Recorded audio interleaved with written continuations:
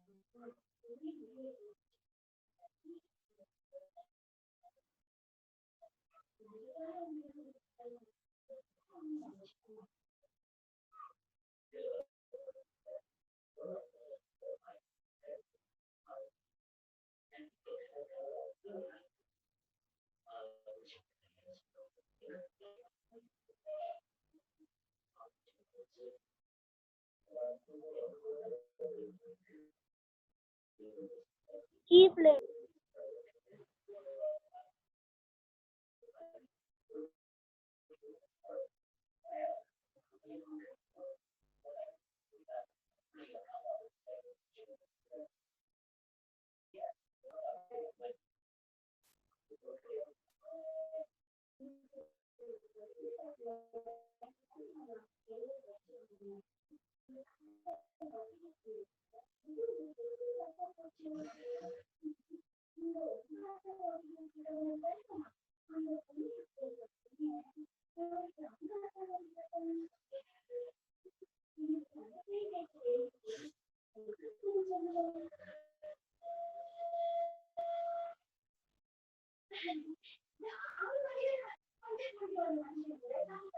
Yeah.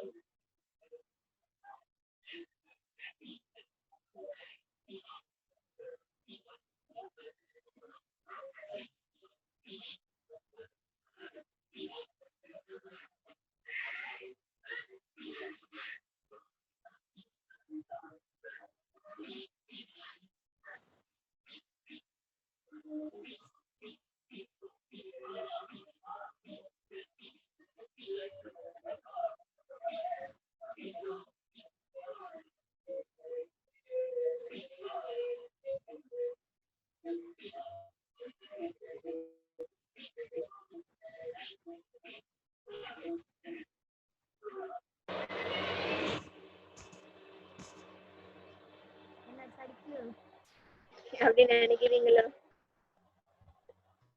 என்னது? ஒண்ணும் இல்ல.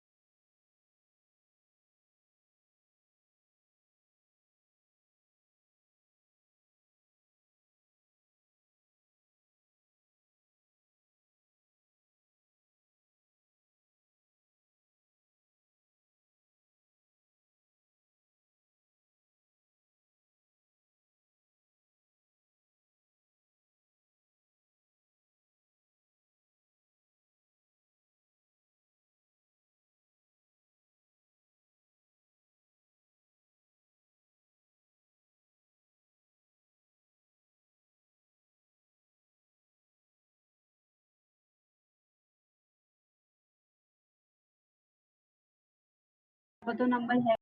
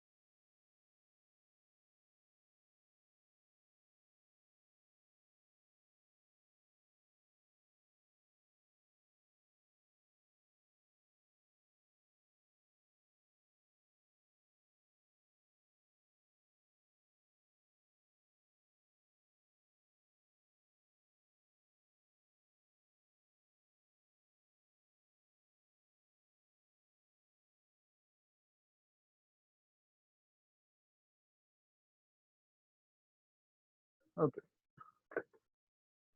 अरे सॉरी यार, एक अर्जेंट काम आ गया था, इसके वजह से उधर देखना पड़ा। ओके। ओके। सो आप लोगों को शार्ट से डिस्कस कर दिया था ग्रेविटेशन के बारे में। Okay. So gravitation, force of attraction between two object, सारा सारा आइजैक न्यूटन ने डिस्कवर किया था। ओके। सो ये खाली एक आइडियोलॉजी था न्यूटन को कि न्यूटन को ये आइडियोलॉजी था। ए यार कौन है ये? मत निकलो यार, कितना बार तुम निकलते रहते हो ग्रुप सीस्म से। ओके। तो आइडियोलॉजी ये था कि ग्रेविटेशन जो है खाली अर्थ के लिए अप्लाई हो रहा है, कि बाकी सब प्लैनेट्स के लिए अप्लाई होता है। बाद में ये प्रूव किया गया था कि इरेस्पेक्टिव ऑफ योर ऑब्जेक्ट्स, अगर दो ऑब्जेक्ट्स रहेगा वो ऑब्जेक्ट्स के बीच में अट्रैक्शन होगा। वो चाहे वो प्लैनेट अर्थ रहने दो या मार्स रहने दो या जुपिटर रहने दो, कुछ भी रहने दो, ये अट्रैक्शन होगा ही होगा। ओके। तो ये कंक्लूजन न्यूटन ने कंक्लूड किया था। ओके। फिर बाद में हम लोग बात कर रहे थे टर्मिनोलॉजीज के बारे में, थोड़ा बेसिक टर्म्स के बारे में। तो पहला टर्म था circular motion and centripetal force. Motions के बारे में बात करने जाएंगे, किधर भी अगर मूव होगा, जिधर भी हम मूव करेंगे उसको हम बोलेंगे मोशंस। लिनियर मोशंस के बारे में हम लोग ने 9th स्टैंडर्ड में पढ़ा था। 9th स्टैंडर्ड में लिनियर मोशंस, जिधर हम आगे पीछे स्ट्रेट लाइन में अगर सपोज पाथ कवर कर रहे हैं उसको हम बोलेंगे लिनियर मोशन। सर्कुलर मोशन का मतलब सर्कुलर मोशन, सर्कुलर पाथ अगर कवर करेंगे तो उसको हम बोलेंगे सर्कुलर मोशन। ओके। इसमें दो टाइप का फोर्स इन्वॉल्व रहता है, एक होता है सेंट्रीपिटल फोर्स और दूसरा होता है सेंट्रीफ्यूगल फोर्स। सेंट्रीपिटल फोर्स का मतलब होता है एवरीथिंग टुवर्ड्स सेंटर। तो यहाँ पे फोर्स का मतलब क्या रहेगा? The force which is acting towards the centre of the circle. Centre of the circle में अगर सपोज ये अगर एक्ट कर रहा है तो उसको हम बोलेंगे सेंट्रीपेटल फोर्स। सेंट्रीफ्यूगल फोर्स का मतलब क्या रहता है? अगर सपोज ये टैंजेंशियली अगर सपोज ये हो रहा है तो उसको हम बोलेंगे सेंट्रीफ्यूगल फोर्स। तो आप लोगों को पता ही रहेगा सर्कल का टैंजेंट कैसा होता है करके, बराबर? तो सर्कल का टैंजेंट का मतलब हो गया, एक मिनट, हाँ मैं लाइन ढूंढता हूँ पहला कुछ। हाँ, टैंजेंट का मतलब कैसा हो जाएगा? It is to be the perpendicular, ऐसा कुछ। सपोज ये ऑब्जेक्ट अगर इधर इधर रहेगा तो इस ऑब्जेक्ट का अगर ये इस डायरेक्शन में घूम रहा है, क्लॉकवाइज डायरेक्शन में अगर सपोज घूम रहा है, तो यहाँ पे डायरेक्शन कैसा रहेगा? इस डायरेक्शन में रहेगा। जो मेरा जो मैं माउस का डायरेक्शन दिखा रहा हूँ, देखो यहाँ से ऐसा जाएगा। ओके। तो ऐसा डायरेक्शन में मूव करते रहेगा। हाँ फाइन। अभी फिलहाल ये ऑब्जेक्ट कहाँ पे? यहाँ पे। ओके। तो ये ऑब्जेक्ट के हिसाब से यहाँ पे कौन सा डायरेक्शन में जाएगा ये? ओप्स, लाइन बना तो एक। तो ये ऑब्जेक्ट का टैंजेंशियल डायरेक्शन की बात करने जाएंगे, ऐसा एक्ट करेगा, परपेंडिकुलर एक्ट करेगा। Okay. So this is what your centrifugal force means. Centripetal force का मतलब क्या होता है? अगर सपोज ये सेंटर के टुवर्ड्स एक्ट कर रहा है, अगर बीच सर्कल के बीच में अगर सपोज जा रहा है तो उसको हम बोलेंगे सेंट्रीपिटल फोर्स। तो वही मैंने यहाँ पे लिखा है, force directed towards the centre of the circle. और वही अगर सपोज टैंजेंशियल अगर मूव हो रहा है तो उसको हम बोलेंगे सेंट्रीफ्यूगल फोर्स। एग्जाम्पल आप लोगों को बताया था, 3-4 एग्जाम्पल समझाया था। प्लैनेट का रेवोल्यूशन के बारे में, हमारा बस जब सर्कल मारता है वो, जाइंट व्हील का, ये 3 एग्जाम्पल्स आपको मैंने समझाया था। जाइंट व्हील में क्या होता है? जब भी तुम बैठे रहते या एवरी टाइम सर्कुलर मोशन होने के लिए सेंट्रीपिटल फोर्स होना कंपलसरी है। सेंट्रीपिटल फोर्स होगा ही होगा, क्योंकि सेंट्री सर्कल में घूम रहा है तो वो सेंटर हर टाइम जब तुम घूमोगे तो वो कभी भी सेंटर के टुवर्ड्स वो फोर्स एक्ट करते ही रहेगा। ओके। एंड सेंट्रीफ्यूगल फोर्स कब एक्ट होगा? जब वो स्पीड जो रहेगा, वो स्पीड थोड़ा एक टाइम के बाद ज्यादा हो जाता है। अगर सपोज तुम जाइंट व्हील में हो और जाइंट व्हील में अगर सपोज वो व्हील घूम रहा है, स्लो मोशन के टाइम पे you are not experiencing any force. Okay. ऐसा फोर्स तो एक्सपीरियंस नहीं करोगे जिधर से तुम ऐसा फेंका जा रहे हो। ओके। लेकिन अगर सपोज स्पीड अगर सपोज बढ़ाया मैंने, ऐसा स्पीड पे अगर सपोज आपको ऐसा एक्सपीरियंस हो रहा है कि I am getting thrown out of the giant wheel, तो उस स्पीड के साथ हम बोलेंगे कि यहाँ पे सेंट्रीफ्यूगल फोर्स एक्ट कर रहा है। मतलब स्पीड अगर स्लो रहा, ओके, अगर अगर सपोज मैं बात करूंगा वैल्यू के हिसाब से, स्पीड अगर स्लो रहा तो आपको सेंट्रीफ्यूगल फोर्स एक्सपीरियंस नहीं होगा। अगर सपोज बहुत ही फास्टली अगर सर्कल टर्न करने की कोशिश कर रहे हो तो वो क्या करेगा? सेंट्रीफ्यूगल फोर्स एक्सपीरियंस होगा। विद दैट तो दो टर्मिनोलॉजीज बताया था। उसके बाद हम बात करेंगे केपलर के बारे में। केपलर इज अ साइंटिस्ट जिसने क्या किया था? प्लैनेटरी मोशंस के बारे में, एंड उन्होंने एक लॉ के बारे में डिफाइन किया था। That laws are called as Kepler's law. Okay. तो 3 पॉइंट्स है केपलर लॉ के बारे में। तो पहला पॉइंट मैं आपको डिस्कस कर रहा था। पहला पॉइंट ये था, कभी भी कोई भी प्लैनेट अगर अर्थ के सन के अराउंड रिवॉल्व कर रहा है तो sun will be at either of the focus. ये तुम्हारा एलिप्स है, एलिप्स के पास दो सेंटर होता है, वो सेंटर को हम बोलते हैं फोकस। ओके, सो ये तुम्हारा रहा सब एलिप्स, एलिप्स का यहाँ पे एक फोकस और यहाँ पे दूसरा फोकस। सन ये दो फोकस के बीच में ही घूमते रहेगा, ठीक है, या तो ये फोकस में आएगा या तो ये फोकस में आएगा। और जो प्लैनेट्स रहेगा वो प्लैनेट्स कैसा घूमेगा, ये एलिप्टिकल ऑर्बिट में घूमते रहेगा। ओके, ये रहा तुम्हारा केपलर का first law. the path of the planet is elliptical in shape in center of the sun being located at one of the focus. It is called as law of eclipse, law of ellipse. Okay, so the path of the planet around the sun is elliptical in shape. Path आके ellipse में, सन आके focus में। Point इतना ही है। Okay, इतना याद रखो। First law, path जो है एलिप्स, सेंटर जो है focus, either one of the focus. दो फोकस इसका मतलब दो दो सन नहीं है, यहाँ पे एक ही सन है, एक ही सन दो फोकस में से किसी एक पॉइंट में रहेगा। ओके, ये रहा तुम्हारा केपलर्स का फर्स्ट लॉ। सेकेंड लॉ क्या है, लॉ ऑफ इक्वल एरियाज करके हम बोलेंगे। लॉ ऑफ इक्वल एरियाज का मतलब क्या होता है, जब भी ओके यहाँ पे ये लाइन आपको मैं रीड करता हूँ पहला, उसके बाद आपको मैं एक्सप्लेन करता हूँ टर्म को। An imaginary line drawn from the center of the sun to the center of the planet will sweep out equal area in equal interval of time. Okay, मतलब क्या कहना चाह रहा है, एक इमेजिनरी लाइन बना रहा हूँ मैं, समझो यहाँ से, और यहाँ पे समझो अपना ऑब्जेक्ट था, अपना प्लैनेट यहाँ पे था, यहाँ से लेके सन के बीच में मैंने क्या कर दिया, एक इमेजिनरी लाइन ड्रॉ किया यहाँ पे।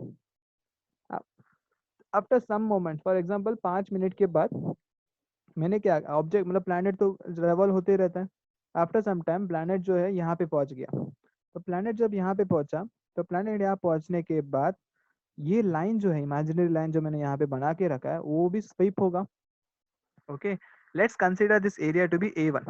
ओके, इसको हम कंसीडर करेंगे to be A1, A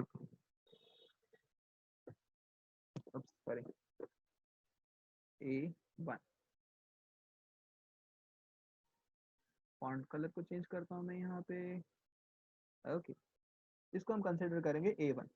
okay, same way यहाँ पे दूसरा एक जब प्लैनेट यहाँ पे पहुंच रहा है, प्लैनेट जब इधर पहुंचा, यहाँ पे भी इमेजिनरी लाइन एक है, let's consider the same amount of time वो स्वीप कर रहा है। ओके, अभी सेम अमाउंट ऑफ टाइम जो स्वीप करेगा, उस स्वीपिंग एरिया को मैं कंसीडर करता हूँ A2। ओके, एक मिनट, टेक्स्ट का बॉक्स इधर आ,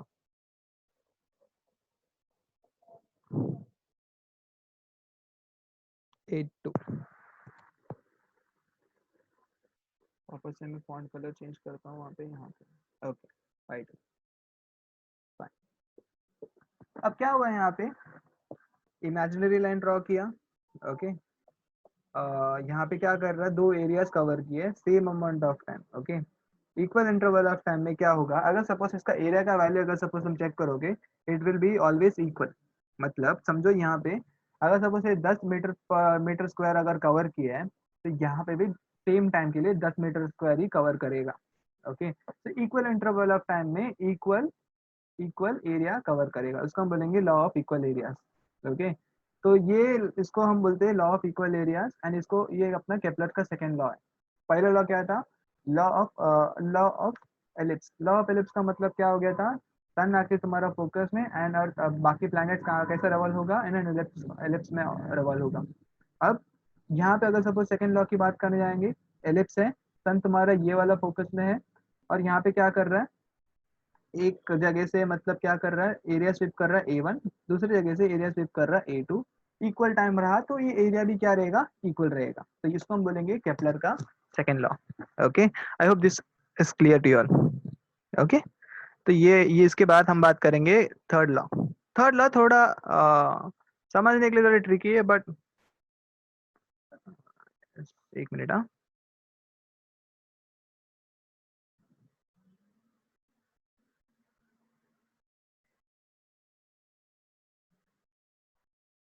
ओके, फाइन। थर्ड लॉ की बात करेंगे, थर्ड लॉ को हम बोलेंगे लॉ ऑफ हार्मोनिक। एक मिनट, ओके, थर्ड लॉ को हम बोलेंगे law of harmonics. Law of harmonics का मतलब क्या होता है? यहाँ पे टाइम और डिस्टेंस के बारे में हम बात करेंगे। हेलो हेलो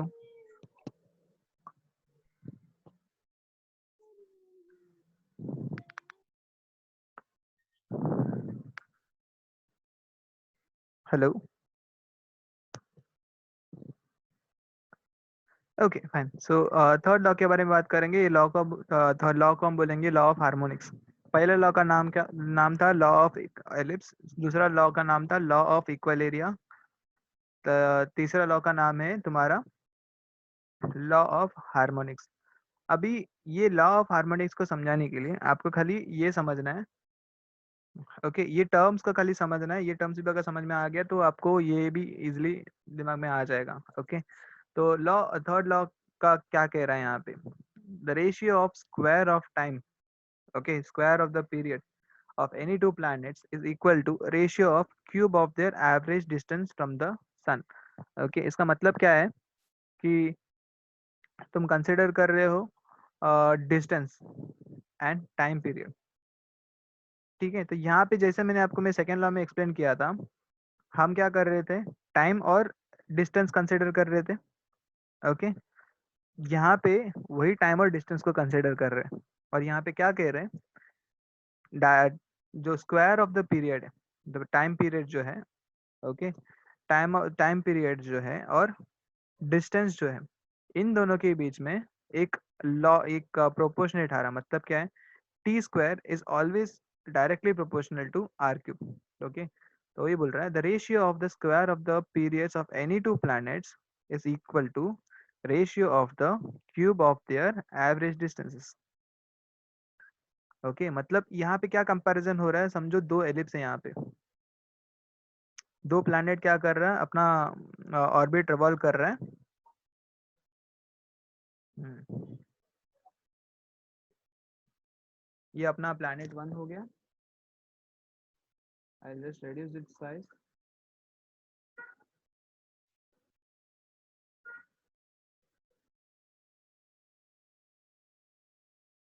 और ये हो गया तुम्हारा प्लैनेट टू। ओके, अब ये बाहर वाला ओवल को हम कंसिडर करेंगे path of ellipse for planet one, and अंदर वाला जो कंसिडर करेंगे वो path for ellipse two. Okay, अब बाहर वाला जो है उसको उसका जो यहाँ पे एक और सर्कल बना लेता हूँ प्लैनेट इंडिकेट करने के लिए।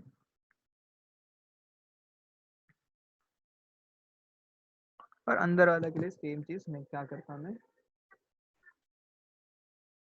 समझने से लेते हैं यहाँ पे। And let's consider our sun to be at one of our foci. Okay, fine. तो ये हो गया तुम्हारा इसका ये। क्या कहना क्या चाह रहा है? Ratio of square of the periods. Okay, तो मतलब क्या बोल रहा है? जो ये प्लैनेट टाइम कवर करेगा और ये प्लैनेट जो कवर करेगा टाइम, उसका square times, okay, is always proportional to the distance. इसका डिस्टेंस का मतलब क्या हो जाता है? ये प्लैनेट सन के बीच का डिस्टेंस, ये प्लैनेट और उसके सन के बीच का डिस्टेंस। ठीक है, तो वो यहाँ पे कह रहा है the ratio of the square of the period of any two planets is equal to the ratio of the cube of their average distances from the sun. Okay, एक काम करता हूँ मैं, ये लॉ जो है टेक्स्ट बुक से मैं देखता हूँ, क्योंकि टेक्स्ट बुक में थोड़ा वर्डिंग्स अलग है।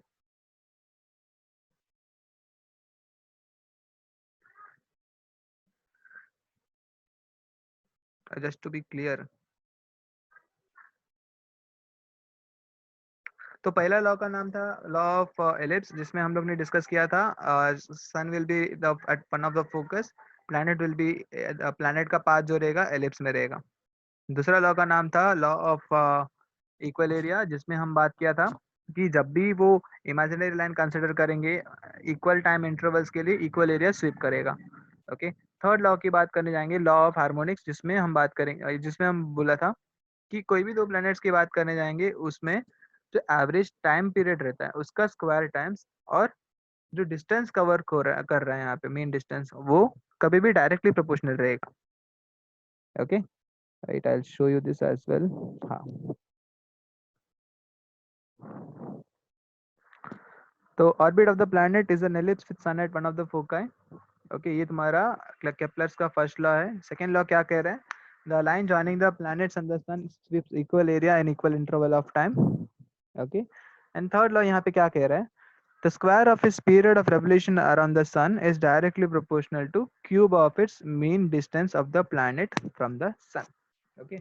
एक्चुअली क्या है ना, पीपीटी जो मैंने बनाया था, मैं थोड़ा गूगल करके मैं यहाँ पे लॉज मेंशन किया था, तो वो उसका वर्डिंग एंड इसका वर्डिंग मोर और लेस चेंज होगा, वर्ड्स चेंज होगा लेकिन मीनिंग जो रहेगा सेम रहेगा। ठीक है, तो वही यहाँ पे कह रहा है। फर्स्ट लॉ का मतलब था तुम्हारा लॉ ऑफ एलिप्स, जिसमें बता रहा हूँ कि orbit of the planets is an ellipse with sun at one of the foci. Planets ellipse में घूमेगा और सन फोकस में रहेगा। सेकेंड लॉ क्या कह रहा है? लाइन जो रहेगा, लाइन जो प्लैनेट और सन को जो ज्वाइन कर रहा है, इक्वल एरिया स्वीप करेगा इक्वल इंटरवल ऑफ टाइम में। थर्ड जो लॉ कह रहा है वो बोल रहा है कि जो स्क्वायर ऑफ टाइम पीरियड है, वो स्क्वायर ऑफ टाइम पीरियड जो प्लैनेट को सन के अराउंड रिवॉल्व करने को लगता है, वो कभी भी डायरेक्टली प्रोपोर्शनल रहेगा to the cube of the mean distance of the planet from the sun. What I'll do, I'll just change the lines. Text book में जो है वही मैं ऐड करता हूँ, क्योंकि इन दी एंड तुम्हारे टेक्स्ट बुक का वर्डिंग से मैटर करता है। ठीक है, एक काम करता हूँ, मैं चेंज कर देता हूँ।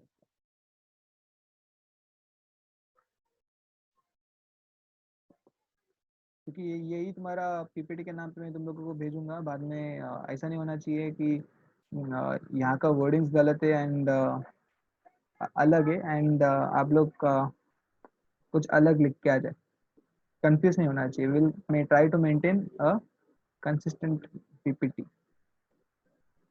सेकंड वाला जो लॉ है यहाँ पे क्या कह रहा है? Line joining this planet and sun sweeps equal area equal interval of time. Copy किया मैं, यहाँ पे पेश किया।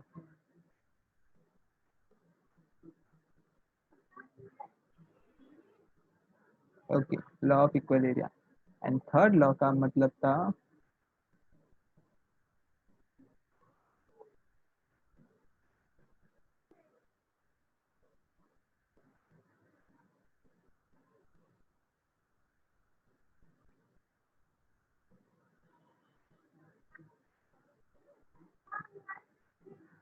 ओके,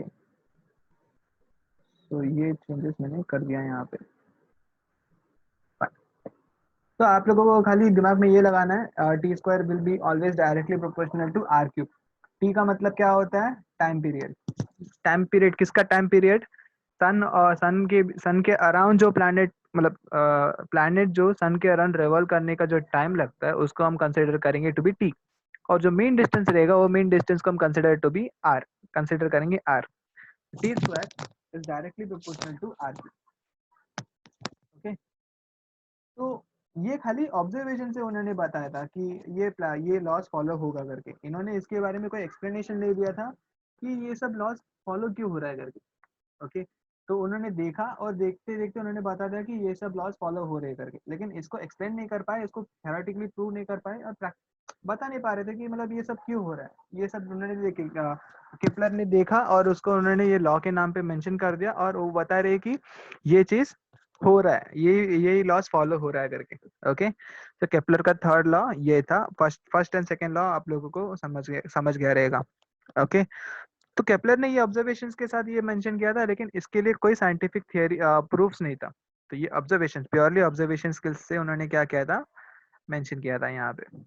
बाद में न्यूटन ने उस प्लानिटरी लॉस को बाद में उनके लॉ के थ्रू क्या किया था? उन्होंने प्रूव किया था कि ओके, ये केपलर का लॉ ये क्यों फॉलो हो रहा है करके, और वो चीज मैं यहाँ पे एक्सप्लेन कर रहा हूँ मैं। ओके, प्रेजेंटेशन के साथ ही मैं स्टार्ट कर रहा हूँ।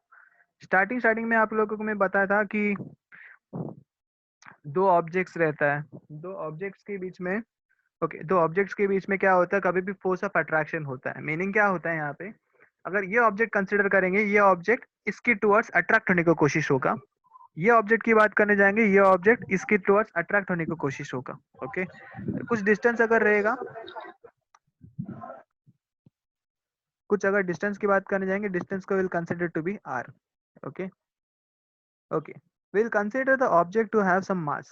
mass का मतलब होता है which has some kind of matter in it. okay, तो mass है, M1 for our object 1, M2 for object 2. Okay Newton इसको कैसा डिफाइन कर रहे हैं, उनका लॉ को डिफाइन कर रहे हैं, and this is a very important law. इस लॉ को अच्छे से रट्टा मार लो, ठीक है.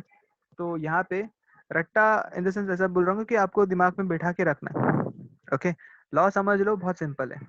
पहली बात, आपको मैं ग्रेविटेशन का मतलब क्या समझा दिया था कि ये ऑब्जेक्ट, दोनों ऑब्जेक्ट क्या होगा, अट्रैक्ट होने की कोशिश करेगा विद अ फोर्स.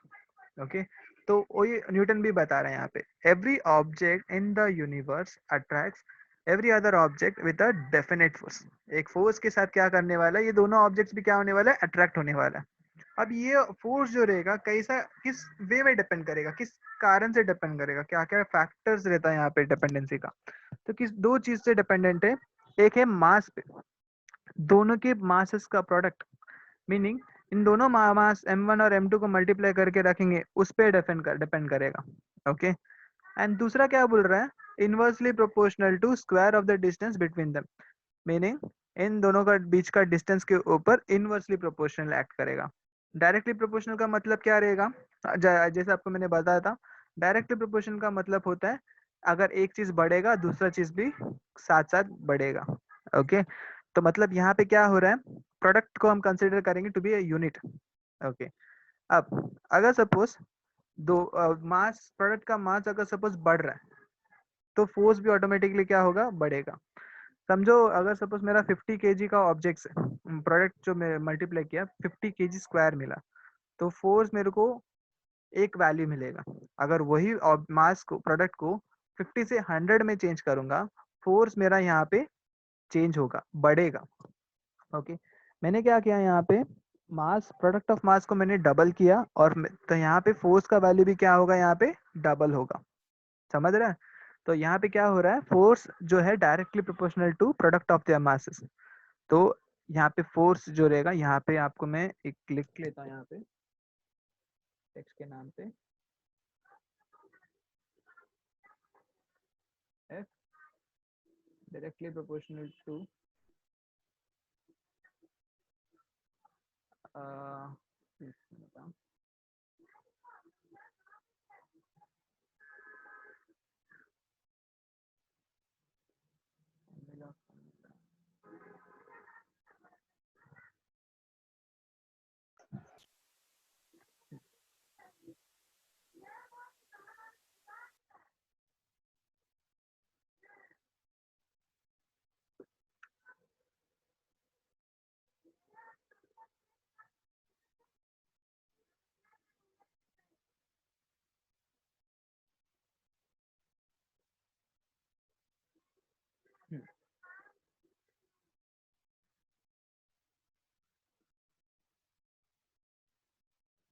फोर्स जो है डायरेक्टली प्रोपोर्शनल रहेगा टू m1 इंटू m2. ठीक है तो यहाँ पे प्रोडक्ट ऑफ देयर मासेस, इसको थोड़ा मैं ऊपर लगा लेता हूँ. और दूसरा क्या बोल रहा है यहाँ पे, force is inversely proportional to the square of their distances. तो यहाँ पे और एक टेक्स्ट बॉक्स ऐड करता हूँ मैं, फोर्स, इसको मैं कॉपी कर लेता हूँ मैं,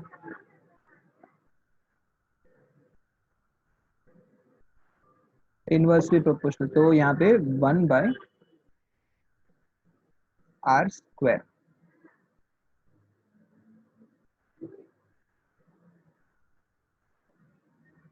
ओके तो 1/r², स्क्वायर यहाँ पे ऐड कर लेता हूँ मैं.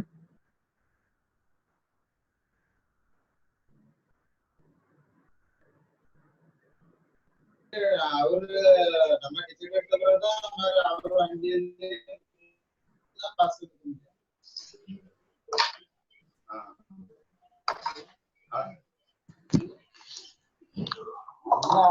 అజెండా చేస్తున్నారా మరి కలెక్షన్ చేస్తున్నారా म्यूट போங்கப்பா.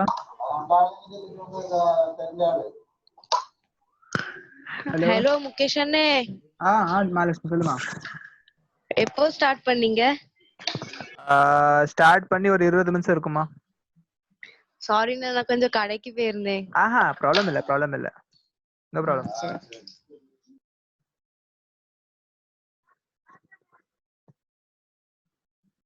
स्क्वायर मेथड लगाने वाला है। ओके 9 2 पोटा चिकन। ओके सो फोर्स जो है इनवर्सली प्रोपोर्शनल रहेगा to R square. Okay directly proportional रहेगा to the product of their masses and inversely proportional रहेगा to the square of the distances. Okay तो लॉ ऐसा रहेगा, every object in the universe attracts every other object with a definite force। okay एक object जो रहेगा हर time दूसरे object को attract करने को कोशिश करेगा एक फोर्स के साथ, जो कि किस पे डिपेंड करेगा, दो चीज पे डिपेंड करेगा। पहला चीज क्या है, प्रोडक्ट ऑफ देयर मासेस, दो ऑब्जेक्ट्स के बीच में जो मास रहेगा उसका मल्टीप्लाई करके जो वैल्यू रहेगा उस पे डिपेंड करेगा, पहला पार्ट। दूसरा क्या, किस पे डिपेंड करेगा, उन दोनों के बीच में डिस्टेंसेस के बारे में। डिस्टेंसेस इनवर्सली प्रोपोर्शनल डिपेंड करेगा square of their distances. Okay तो न्यूटन ने ये दोनों लॉ को क्या कर दिया, यहाँ पे कंबाइन कर दिया था। Okay force of gravitation is directly proportional to m1 m2 upon ये आर स्क्वायर या डी स्क्वायर। डी का यहाँ पे कंसिडर किया, ठीक है, तुम्हारे टेक्स्ट बुक में भी डी है तो इसके लिए डी कंसिडर किया है, तो डी स्क्वायर। ओके तो यहाँ पे F gravitation means force of gravity between two objects. Okay and directly proportional मतलब तुम्हारा प्रोपोर्शनल मतलब हो गया m1 m2 तुम्हारा मास ऑफ ऑब्जेक्ट हो गया, डी का मतलब हो गया distance between the two objects. Okay ये प्रोपोर्शनल हटा के बाद में मैं अगर कांस्टेंट लगाऊंगा तो कांस्टेंट क्या रहेगा तुम्हारा, कैपिटल जी। यहाँ पे याद रख लेना it's capital G. Okay capital G का मतलब होता है यूनिवर्सल ग्रेविटेशन कांस्टेंट, याद रख लेना यूनिवर्सल ग्रेविटेशन कांस्टेंट, या इसको हम बोलेंगे यूनिवर्सल ग्रेविटेशन कांस्टेंट करके बोलेंगे इसको। ओके यूनिट याद रख लेना, यूनिट आके न्यूटन मीटर स्क्वायर पर केजी स्क्वायर रहेगा। ओके न्यूटन मीटर स्क्वायर पर केजी स्क्वायर, इसको निकालना बहुत इजी है, ज्यादा हार्ड नहीं है। यहाँ पे समझो, यहाँ पे ये तुम्हारा फॉर्मूला है बराबर। अब्स एक मिनट, हाँ ये तुम्हारा फॉर्मूला है बराबर। फोर्स का आके न्यूटन आता है, फोर्स का आके ऐसा यूनिट आता है न्यूटन। ओके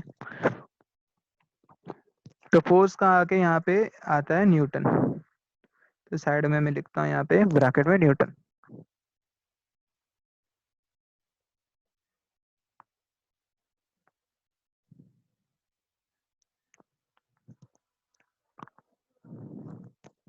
जब भी ऐसा कुछ केस रहा जिसमें मतलब आपको यूनिट्स याद नहीं आ रहा, तो you can formulate the units, और बहुत सिंपल है यूनिट्स को फॉर्मुलेट करना।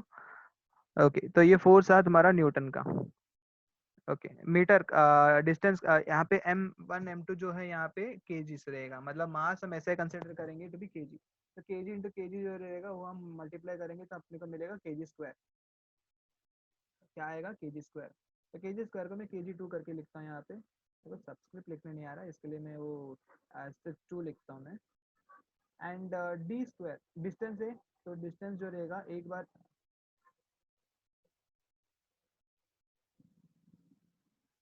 ओके सॉरी सॉरी हाँ इप्पो केकदा अर्चना ओके एम स्क्वायर। ओके मेरे को क्या चाहिए यहाँ पे, जी का वैल्यू चाहिए, जी का यूनिट चाहिए, तो यहाँ पे न्यूटन रखा मैंने। ये एम स्क्वायर जो रहेगा इसको मैं उठा के यहाँ पे रखूंगा तो ये मल्टीप्लाई में आ जाएगा बराबर। और ये केजी स्क्वायर को अगर सपोज मैं डिनोमिनेटर नीचे लेके आऊंगा तो ये क्या हो जाएगा, डिवाइड में आ जाएगा। तो तुम्हारा यूनिट कैसा रहेगा, जी का न्यूटन मीटर स्क्वायर पर केजी स्क्वायर, तो ये रहा तुम्हारा यूनिट। तो यूनिट को यूनिट यहाँ पे मेंशन किया है, जी का वैल्यू, जी का यूनिट है न्यूटन मीटर स्क्वायर पर केजी स्क्वायर, तो केजी यहाँ पे -2 लिखा है। -2 का मतलब होता है पर डिवाइड में आएगा वो चीज, ठीक है। तो जी का एक्सपेरिमेंट वैल्यू जो है फाइंड किया था कैवेंडिश। ओके हेनरी कैवेंडिश करके एक साइंटिस्ट है, उन्होंने एक्सपेरिमेंटली कैलकुलेट किया था और उसका वैल्यू था 6.673 इंटू 10⁻⁻11 न्यूटन मीटर स्क्वायर पर केजी स्क्वायर। आप लोगों को यूनिट्स के साथ याद रखना पड़ेगा, साइंस में कभी भी याद रख लेना units are very very precious and important, ठीक है। जब भी ऐसा आप लोगों को मतलब जब सामने क्लास लेने आऊंगा तो I will explain you the importance of units.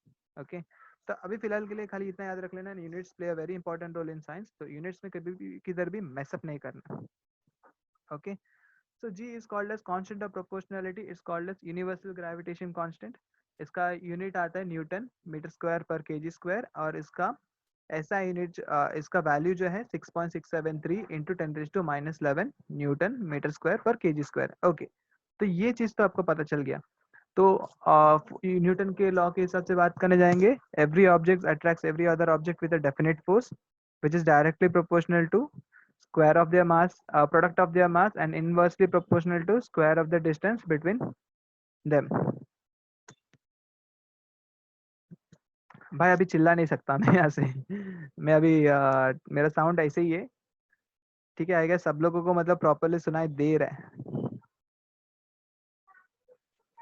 Okay fine, तो ये था तुम्हारा। ओके, सो जी के बारे में बता रहा था, G is nothing but your constant of proportionality.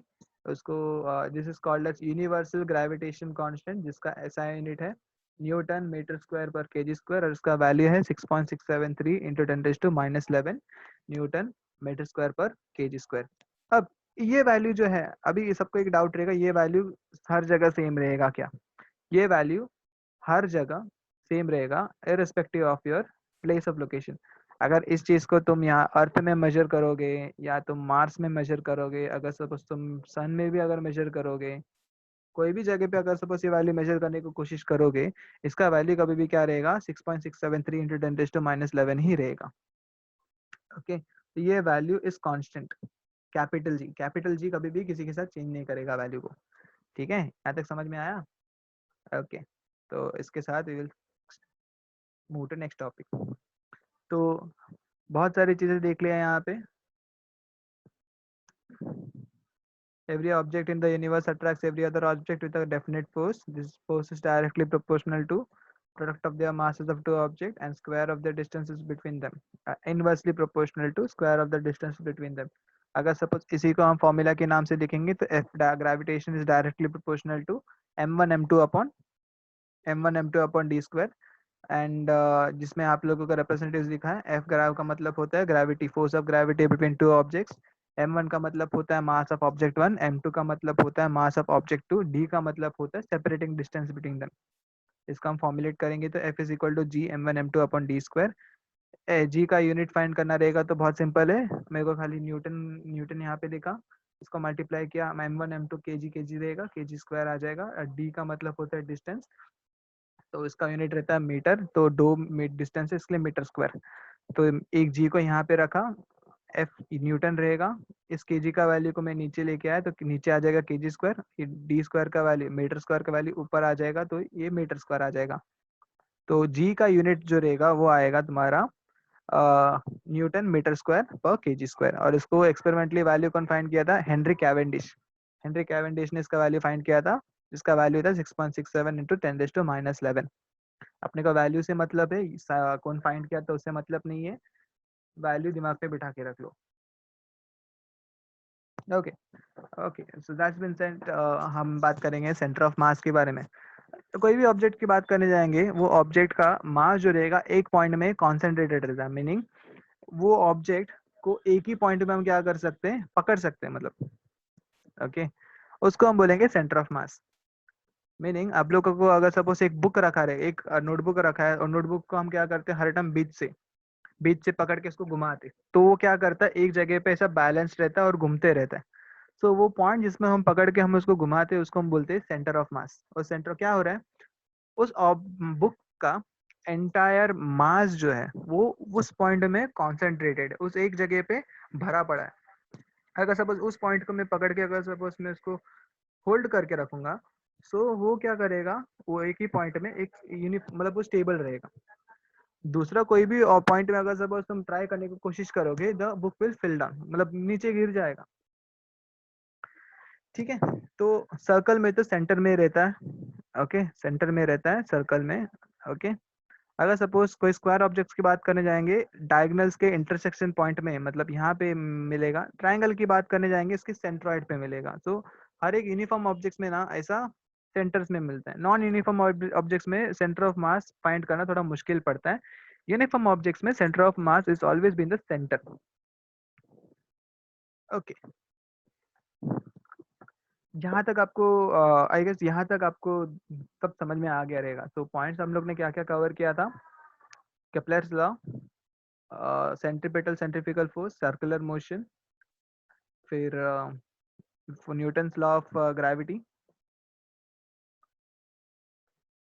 And centre of mass. ये 4 टॉपिक आगे सबको समझ में आ गया रहेगा, राइट। ये टॉपिक आपको मैं कवर करता हूँ, लेकिन अभी फिलहाल अभी नहीं, थोड़े टाइम के बाद आपको मैं समझाता हूँ इनवर्स स्क्वायर लॉ डिपेंडेंसी। इसके लिए थोड़ा टाइम लगेगा। हाई टाइड लो टाइड भी आपको मैं समझाता हूँ थोड़े टाइम में। ओके, सो ये 2 टॉपिक को अभी फिलहाल मैं स्किप कर रहा हूँ। स्किप एज इन बाद में मैं समझाऊंगा इसको। इनवर्स स्क्वायर लॉ डिपेंडेंसी का मतलब कुछ नहीं, जो केपलर ने एक्सप्लेन किया था उसी को यहाँ पे प्रूव किया है।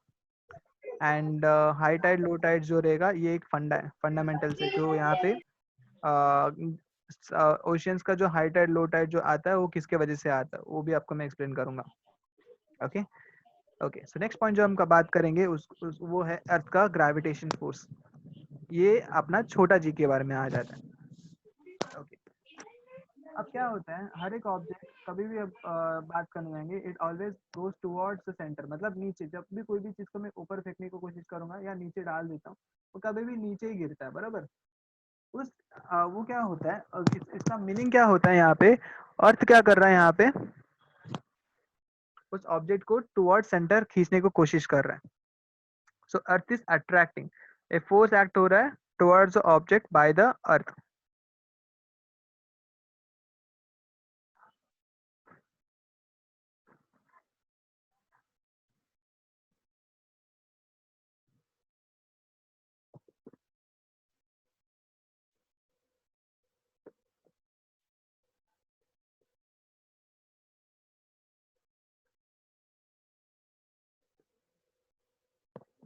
ओके, एक मिनट, हाँ।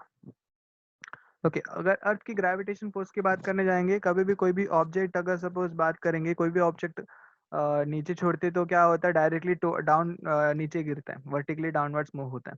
तो इसका मीनिंग क्या होता है, जब भी कोई भी अर्थ का ग्रेविटेशन फोर्स एक्ट करता है वो नीचे की तरफ टुवर्ड्स डाउनवर्ड्स एक्ट करता है। प्रैक्टिकली अगर बात करने जाएंगे, it is attracting towards the centre of the circle. Okay, तो यहाँ पे देखो एक बॉल रखा है, ये बॉल क्या हो रहा है, कभी भी मतलब ऐसा जब नीचे डालते हैं वो क्या होता है, उछलता है, पहले नीचे जाता है, फिर रिबाउंड होके वापस ऊपर, फिर नीचे नीचे ऐसा करके आते रहता है। तो हर टाइम ऊपर जाने की कोशिश करेगा, वो नीचे आते रहेगा। ऊपर जा रहा है, नीचे अर्थ क्या कर रहा है, उसको पकड़ के खींच रहा है। तो उस फोर्स को हम बोलेंगे अर्थ का gravitation force. And it's the only reason why we are all in the surface. अगर सपोज अर्थ में ग्रेविटेशन फोर्स अगर नहीं होता था, अब तक सब लोग क्या करते थे, हवा में उड़ते रहते थे। Okay, and it's very it would be very difficult for everyone to manage survival. Gravitation force की वजह से यहाँ पे जीना बहुत इजी पड़ गया है। ओके ओके, तो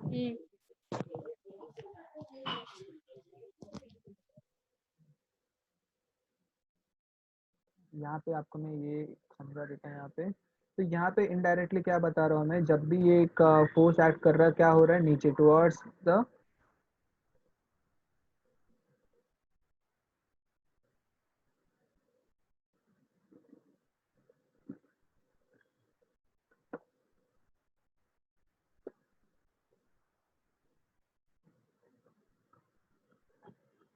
मतलब क्या हो रहा है, जब भी मतलब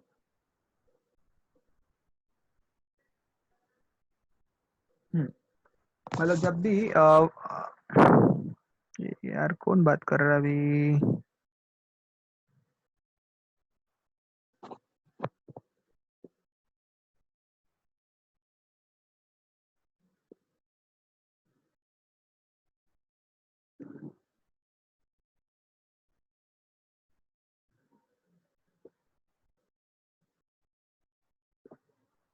ओके, तो जब भी बात करने जाएंगे तो हर टाइम ग्रेविटेशन फोर्स कभी कैसे एक्ट करता है, डाउनवर्ड्स एक्ट करता है। ठीक है, तो यहाँ पे मैं एक बॉक्स बना लेता हूँ और यहाँ पे मेंशन करता हूँ जी करके। ओके, तो टेक्स्ट का कलर चेंज कर लेता हूँ टू वाइट। ये रहेगा तुम्हारा स्मॉल जी। तो स्मॉल जी का मतलब होता है अर्थ का ग्रेविटेशन एक्सेलरेशन। मतलब क्या हो रहा है यहाँ पे, हाँ, मतलब क्या हो रहा है यहाँ पे, फोर्स एक्ट हो रहा है, और फोर्स में आके 2 चीज होता है, एक होता है मास और दूसरा होता है एक्सेलरेशन। एक्सेलरेशन में क्या होता है, ग्रेविटी इन्वॉल्व रहने की वजह से उसका हम स्मॉल जी बात करेंगे, स्मॉल जी के टर्म्स में मेंशन करेंगे। ओके, तो यहाँ पे तुम्हारा अर्थ ग्रेविटेशन फोर्स जो एक्ट होता है उसका फॉर्मूला जो रहेगा वो चेंज हो जाएगा एज एम जी। तो तुम्हारा फॉर्मूला रहेगा F is equal to M into mass into acceleration है। तो अगर सपोज इसी को हम बताएंगे तो A equal to M into G. 8 आ गया, सॉरी। हाँ, मास इंटू एक्सेलरेशन, तो ये एम इंटू जी। जी का मतलब होता है ग्रेविटेशन एक्सेलरेशन। ओके, ये तुम्हारा स्मॉल जी है। फर्क समझ लेना कैपिटल जी एंड स्मॉल जी के बारे में।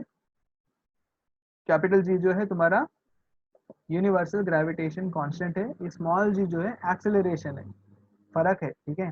वो आके तुम्हारा कांस्टेंट है, ये तुम्हारा एक्सेलरेशन है। एक्सेलरेशन जो रहेगा वो थोड़ा चेंज होते जाएगा, ठीक है। ओके, तो इसके साथ यहाँ पे ये वैल्यू ऑफ जी के बारे में बात करेंगे। ओके, तो देखो न्यूटन के लॉ के हिसाब से बात करने जाएंगे। एफ का फॉर्मूला था F is equal to G M M upon R square. बड़ा एम जो है मास ऑफ अर्थ है, छोटा एम जो रहेगा मास ऑफ द ऑब्जेक्ट है। एक्चुअली बात करने जाएंगे बड़ा एम क्यों रखा है, क्योंकि अर्थ का मास जो रहेगा वो बहुत बड़ा रहता है as compare to object. Okay, and R square distance between them, centre के बीच का डिस्टेंस की बात करने जाएंगे, वो डिस्टेंस कंसिडर करेंगे। ओके, तो और फोर्स का दूसरा फॉर्मूला भी होता है एम इनटू एक्सेलरेशन, जो आपको मैं प्रीवियस स्लाइड में समझाया था। लेकिन यहाँ पे एक्सेलरेशन क्या हो रहा है, डुवर्ड्स सेंटर ऑफ अर्थ एक्ट होने की वजह से वो स्मॉल जी हो जाएगा। ओके, एफ और एफ सेम फोर्स एक्ट हो रहा है, तो मैं क्या करूंगा, इन दोनों को मैं इक्वेट करूंगा। तो जब मैं इसको इक्वेट करूंगा तो इक्वेट करते वक्त क्या हो जाएगा, यहाँ का जो स्मॉल एम और यहाँ का जो स्मॉल एम वो क्या हो जाएगा, कट हो जाएगा। ठीक है, एम और एम क्या हो जाएगा, यहाँ पे कट हो जाएगा। अब मेरे को खाली यहाँ पे वैल्यूज पुटअप करना है। जी का वैल्यू होता है 6.673 इंटू 10⁻11। मास, अर्थ का मास याद रख लेना, उसका वैल्यू है 6 इंटू 10⁻24। 6 इंटू 10⁻24 का मतलब क्या होता है, 6 इंटू 10 के आगे जो जीरो डालोगे ना वो 24 टाइम्स ऐड करना पड़ेगा। तो 24 जीरोस अगर ऐड करेंगे, 6 को ऐड करोगे, that's a so huge amount, right. उसके बाद नीचे आर स्क्वायर, आर स्क्वायर का मतलब क्या हो जाएगा, 6.4, मतलब डिस्टेंस जो रहता है सेंटर, मतलब हम रेडियस कंसिडर करेंगे यहाँ पे। ओके, क्योंकि क्या होता है, हम अर्थ के रेडियस, अर्थ के एकदम सर्कम्फ्रेंस में रहने के वजह से we will consider the radius. और अर्थ का रेडियस क्या रहता है यहाँ पे, 6.4 इंटू 10⁻6 मीटर्स। ठीक है, तो यहाँ पे यूनिट ऑफ जी जो है ऐसा unit is metre square. Since it's an acceleration, तो यूनिट जो रहेगा कभी भी मीटर्स पर सेकंड स्क्वायर ही रहेगा। Mass and radius of the earth are 6 into 10⁻24 and 6.4 into 10⁻6। Okay, बाद में ये सब कैलकुलेशन करने के बाद आपको जी का वैल्यू मिलेगा 9.77 मीटर्स पर सेकेंड स्क्वायर। ठीक है, यहाँ तक समझ में आया। ओके, अब समझ लेना ये आर का वैल्यू जो रहेगा रेडियस है। ओके, एम का वैल्यू जो है मास ऑफ द अर्थ है, जी का वैल्यू जो है ग्रेविटेशन कांस्टेंट है। इसके बाद हम लोग को वैल्यू मिला स्मॉल जी का 9.77 मीटर्स पर सेकेंड स्क्वायर। मतलब ये वैल्यू इट्स ऑलमोस्ट यूज, मतलब हर जगह ये यूज करेंगे। ठीक है, तो ये वैल्यू को भी याद रख लेना, 9.77 या 9.8 के नाम पे याद रख लेना। इसको अप्रोक्सीमेट करके बात करेंगे तो 9.8 भी यूज कर सकते हैं। ओके,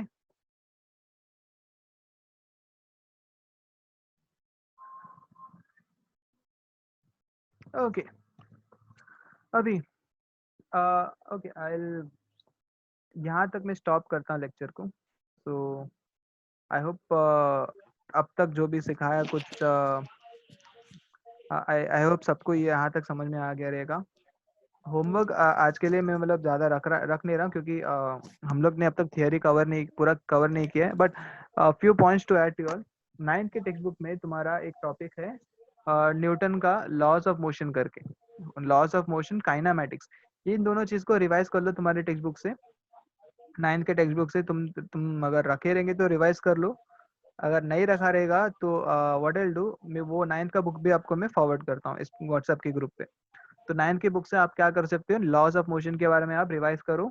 लॉस ऑफ मोशन के फॉर्मूलास, काइनामेटिक्स का फॉर्मूलास जो आप लोग ने बहुत साल पहले देखा था, तो वो फॉर्मूलास भी काम कर लेना। देख लेना, आपको समझ में आ जाएगा। तो क्योंकि नेक्स्ट लेक्चर कल के दिन में जब मैं पॉइंट समझाऊंगा वो थोड़ा इससे रिलेटेड रहेगा एंड आपको समझने में इजी पड़ जाएगा। Okay, so I will stop the lecture for now. Thank you so much. कुछ अगर समझ में आ गया रहेगा तो अच्छा है, नहीं समझ में आया तो you go through the notes, go through your text book first, text book के थ्रू समझ लेना। अगर नहीं, उससे भी अगर नहीं समझ में आ रहा है, नंबर तो है ही मेरा, तो आप मेरे से डायरेक्ट कांटेक्ट करो, मैं बात करूंगा तुम लोग से इसके बारे में। ठीक है, fine. So thank you so much everyone. मैं स्टॉप करता हूँ इसको, मीटिंग को। कुछ अगर रहेगा तो you can have a word with me. Okay, thank you so much. मैं पीपीटी थोड़े दिन में फॉरवर्ड करूंगा, जब ये टॉपिक पूरा कवर हो जाएगा मैं पीपीटी आपको फॉरवर्ड कर दूंगा। साथ ही साथ आई गेस सर तुम लोगों को वो ये बता देंगे कौन सा डॉक्यूमेंट रेफर करना है करके। डॉक्यूमेंट एज इन तुम लोगों को गाइड यूज करना है या यूनिक यूज करना है, वो उसके बारे में बता देंगे। मैं जो भी नोट्स बनाऊंगा it will be as a reference. Okay, reference इसका मतलब ये नहीं है कि यही नोट्स तुम लोग पढ़ने वाले हो, एज अ रेफरेंस तुम यूज कर सकते हो। मैं तो एक्चुअली ये बात बोलूंगा कि यू अंडरस्टैंड द कंसेप्ट समझ लो, आप लोगों को ज्यादा मेहनत नहीं लगेगा नोट समझने को। ठीक है, तो मेरे तरफ से थोड़ा नोट्स भी मैं प्रोवाइड करता हूँ। मैं एट द सेम टाइम जब ये लेक्चर टॉपिक खत्म होगा उसके साथ में नोट्स और पीपीटी अलॉन्ग विद सम्स में ऐड कर दूंगा मैं। ठीक है, फाइन। सो और कुछ ही स्लाइड्स बचा है, फिर बाद में ये टॉपिक ऑलमोस्ट खत्म हो जाएगा। सो आई होप यहाँ तक आपको समझ में आ गया रहेगा। छोटे टॉपिक है, वेटेज की बात करने जाएंगे। वो वेटेज जो है 3 मार्क्स का वेटेज है इस टॉपिक का। Okay, and one more thing, मैं आप लोगों को एक अलग से सेशन लूंगा जिसमें आप लोगों को ये समझाऊंगा कि हर एक टॉपिक का वेटेज क्या है एंड किस में आपको ज़्यादा फोकस करना करके। ये भी आपको मैं कंटेंट के नाम पे देता हूँ मैं, एटलीस्ट वो भी याद रखना, आपने को समझ में आ जाएगा कि किस में हमें फोकस ज़्यादा करना करके। हमको तो ज़्यादा सब हर टॉपिक में फोकस तो देना ही है, बट जिसमें एक्स्ट्रा कंसंट्रेट करना है एंड किस में ज़्यादा फोकस करना है वो भी आपको मैं नेक्स्ट टॉपिक नेक्स्ट सेशन जब रहेगा, मतलब ऐसे एक सेशन प्रिपेयर करके आपको मैं समझा देता हूँ मैं। ओके, उसके लिए मेरे को थोड़ा टाइम चाहिए। Okay, so I'll stop the meeting. Thank you so much, everyone. Have a nice day. Bye, everyone. Bye. Bye.